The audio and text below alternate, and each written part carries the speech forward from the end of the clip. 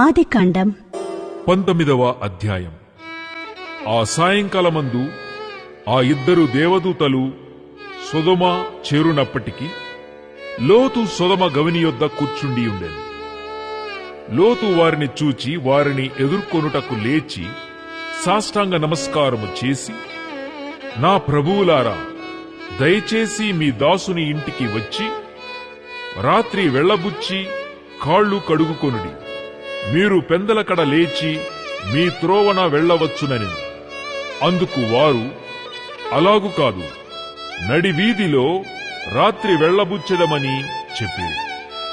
అయినను అతడు మిక్కిలి బలవంతము చేసినప్పుడు వారు అతని తట్టు తిరిగి అతని ఇంట ప్రవేశించిరి. అతడు వారికి విందు చేసి పొంగని రొట్టెలు కాల్చగా వారు భోజనము చేసిరి.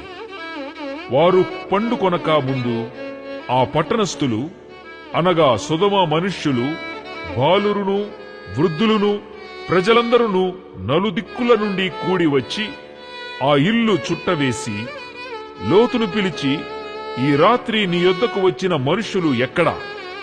మేము వారిని కూడునట్లు మా యొద్దకు వారిని వెలుపలికి తీసుకొని రమ్మని అతనితో చెప్పగా, లోతు వెలుపల ద్వారమునొద్దనున్న వారి దగ్గరకు వెళ్లి తన వెనుక తలుపు వేసి, అన్నల్లారా, ఇంత పాతకము కట్టుకొనకుడి.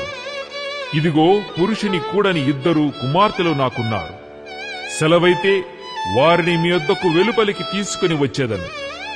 వారిని మీ మనస్సు వచ్చినట్లు చేయుడి. ఈ మనుష్యులు నా ఇంటి నీడకు వచ్చి ఉన్నారు గనుక వారిని మీరేమి చేయకూడదని చెప్పినప్పుడు వారు, నీవు అవతలికి పొమ్మని.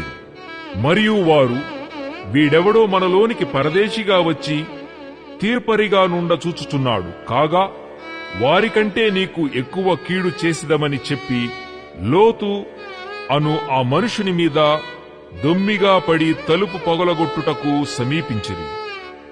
అయితే ఆ మనుషులు తమ చేతులు చాపి లోతును ఇంటి లోపలికి తమ యొద్దకు తీసుకొని తలుపు వేసి, అప్పుడు వారు పిన్నలు మొదలుకొని పెద్దల వరకు ఆ ఇంటి ద్వారము దగ్గరనున్న వారికి కనుమబ్బు కలుగజేయగా వారు ద్వారము కనుగొనలేక విసికిరి.